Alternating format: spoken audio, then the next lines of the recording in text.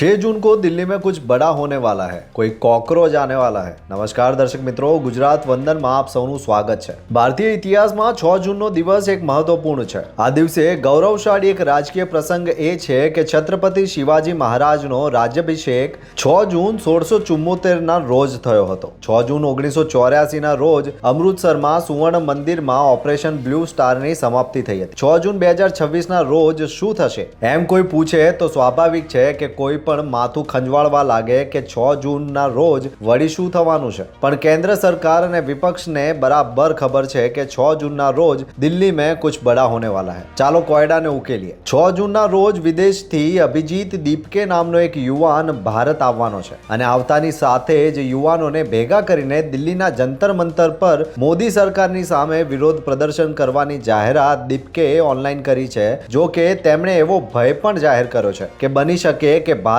પહોંચતા જ સરકાર તેમની ધરપકડ કરી લેશે।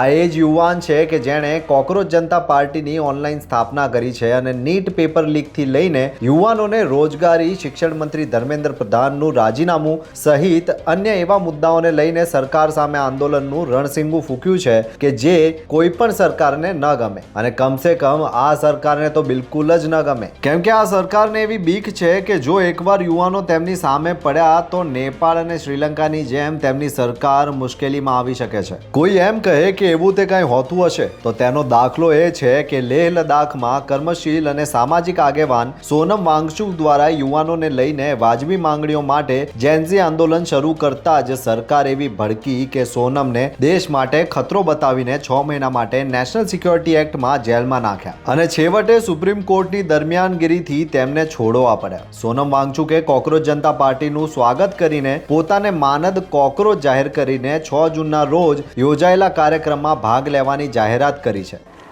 कल मैंने आप लोगों से कहा था कि 6 तारीख को शनिवार सुबह मैं भी आप लोगों से मिलूंगा दिल्ली हवाई अड्डे पर दीपके जी के साथ, अगर 5 तारीख तक कोई हल नहीं निकलता है तो। मगर एक शर्त आपको बताना भूल गया था। मेरे इस आंदोलन में शामिल होने की एक शर्त है और वो शर्त ये है कि ये पूरा आंदोलन बहुत ही प्यार, मोहब्बत और शांति से हो। दूसरी तरफ चाहे जितना भी बल हो, हथियार हो, मगर हमारा सबसे बड़ा हथियार होगा सत्याग्रह और शांति, जो कि गांधी जी ने हमें सिखाया था।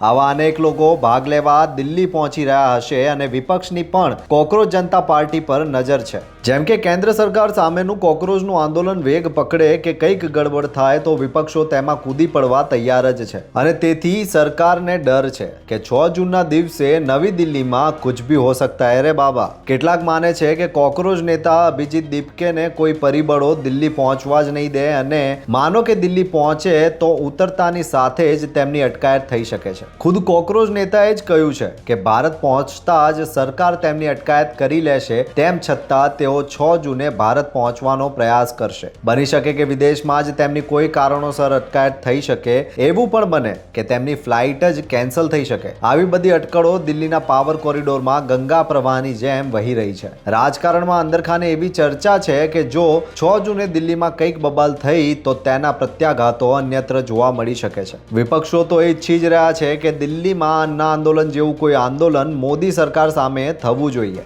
અને કેમ થવું જોઈએ તો તેના કારણો સ્પષ્ટ છે। જેમ કે જે કારણો અન્ના આંદોલનની પાછળ હતા એ જ કારણો અને રાજકીય તારણો કોકરોચ આંદોલનની પાછળ હોઈ શકે। સૌની નજર એ છે કે 6 જૂને દિલ્હીમાં શું થાય છે। કોકરોચ આંદોલન હણાશે કે કોકરોચ આંદોલનને હવા મળે છે? જો તમને અમારો આ વિડીયો ગમ્યો હોય તો લાઈક, શેર અને સબસ્ક્રાઇબ કરો। ધન્યવાદ।